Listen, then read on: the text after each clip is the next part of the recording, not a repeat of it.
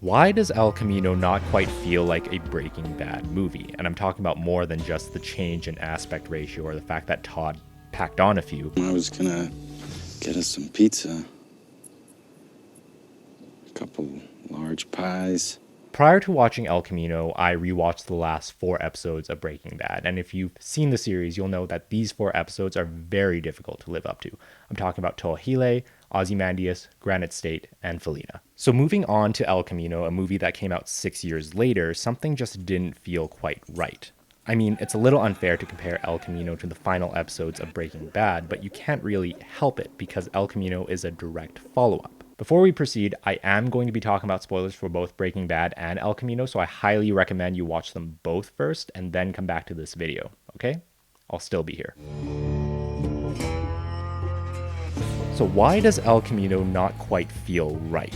There's probably no single explanation, but one word kept popping into my mind. Take a look at this scene from El Camino. Who's got the keys to that car? Keys!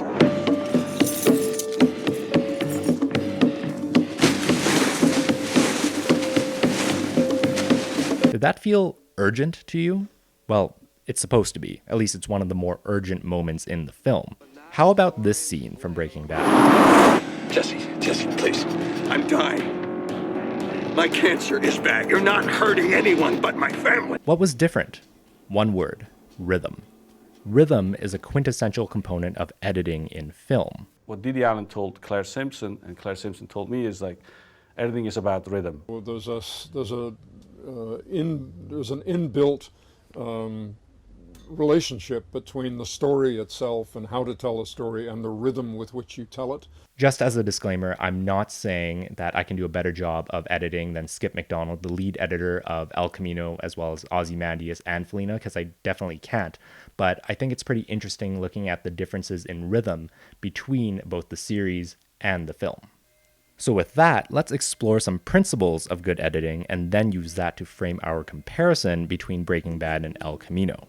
For a writer, it's a word, all right? For a composer or a musician, it's a note, all right? For an editor and a filmmaker, it's the frame. So how do you edit rhythm? The 1 frame off or 2 frames added or 2 frames less is the difference between a sour note and a sweet note. It's the difference between clunky, clumsy crap, all right, and orgasmic rhythm.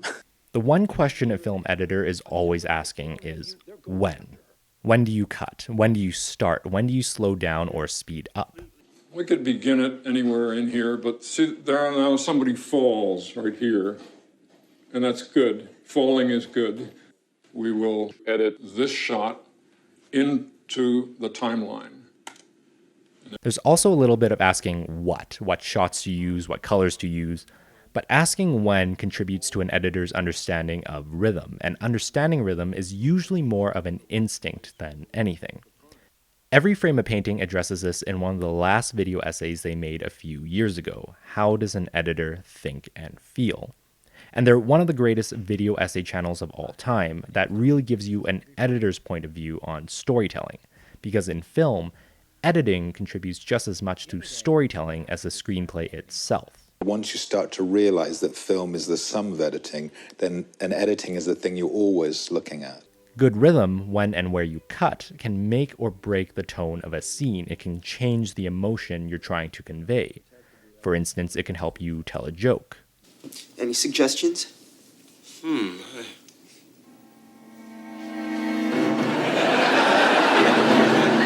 You told him to play the boxer gay? It can help you build suspense.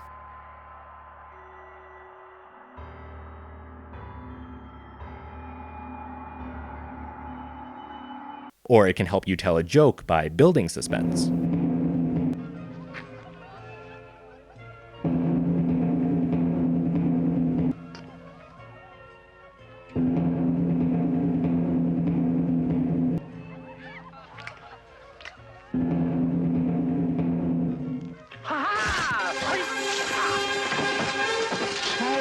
A way to think of editing is that it's the true final draft of your script, except you can't add story elements anymore. You can't add lines or characters or scenes. But what you can do is take things away, remove a character or line or scene completely. You can rearrange shots, you can increase or decrease the frequency of the cuts, you can shorten or lengthen a scene based on where you cut. And it's possible all that adds so much more to a film than a line of dialogue or a scene ever could. How you edit can change everything about your film. So I'm going back to, I'm on a barge for 2 days trying to get the shark to look real. And the sad fact was the shark would only look real in 36 frames, not 38 frames. And that 2-frame difference was the difference between something really scary and something that looked like a great white floating turd. Which brings me back to El Camino. The two scenes I compared earlier had distinct differences in the rhythm. Both were intended to be moments of urgency, but where the scenes from Breaking Bad felt like this. There goes 10 G's. Oh, nice orange flame. Oh, no! El Camino felt like this.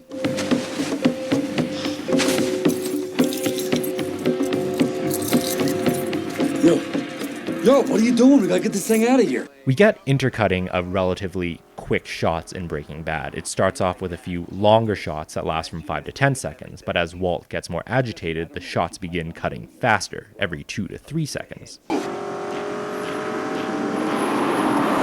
Jesse, please. I'm dying.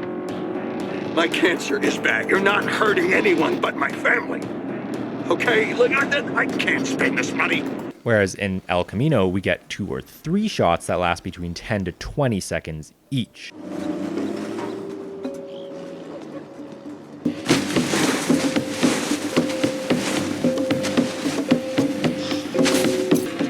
Yo, what are you doing? We gotta get this thing out of here. Bad, give me the keys to your Fiero. Why? The shots they chose in Breaking Bad also cut closer and closer to show an increase in intensity. Oh, nice orange flame. Oh, no! It starts far out with a shot of the car racing down the highway. As the conversation focuses, it cuts to a medium close shot. When Walt makes his strongest point, it cuts to a closer up shot, alternating between his front and profile. Don't you think I knew exactly how much to give him? That I had it all measured out? Come on!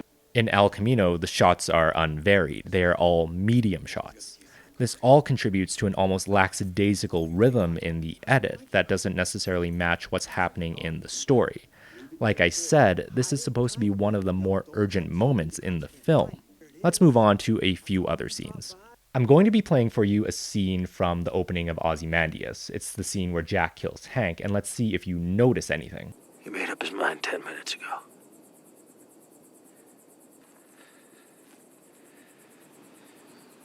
Do what you're gonna do.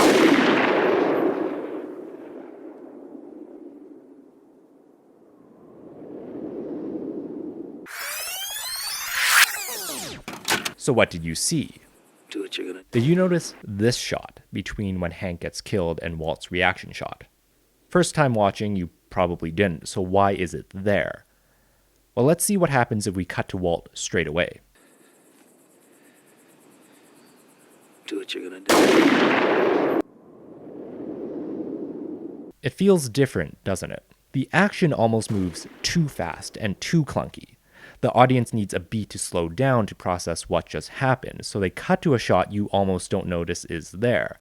Not because it's an amazing shot, but because the shot gives the scene the right rhythm. In editing, especially when editing action, typical rhythm will go through peaks and valleys, speeding up then slowing down to give everyone a moment to catch their breath.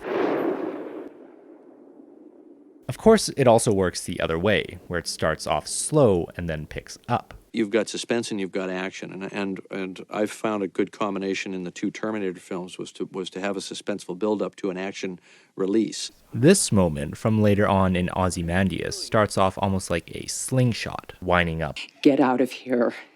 Now. Skyler. Get out!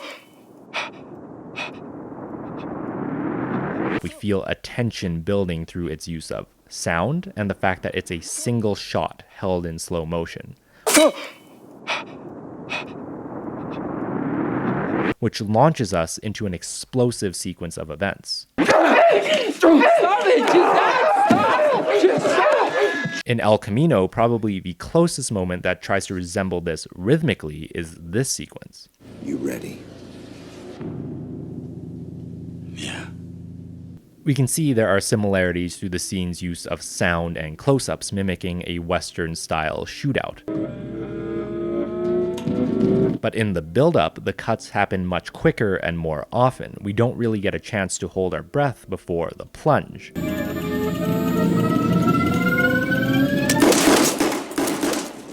If we are to compare, the single slow motion shot in Breaking Bad lasts about 4, almost 5 seconds. In El Camino, each shot here generally lasts about 1 to 3 seconds.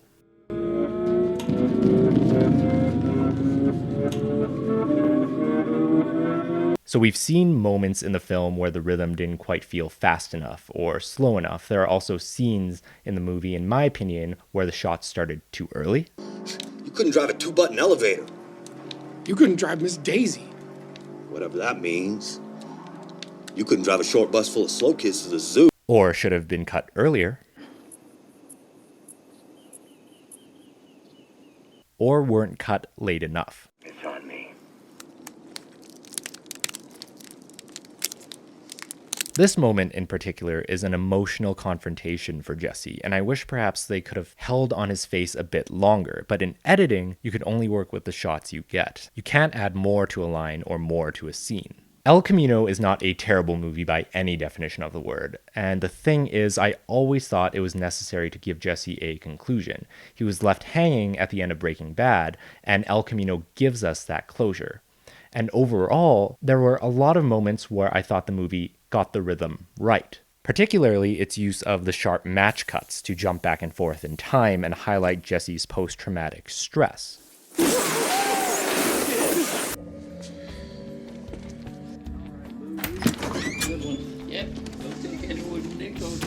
It's a carryover from Breaking Bad that works well to tell Jesse's story. I guess I'm more or less nitpicking in this video because, after all, Breaking Bad is one of those series that may as well be impossible to top. Thanks for watching.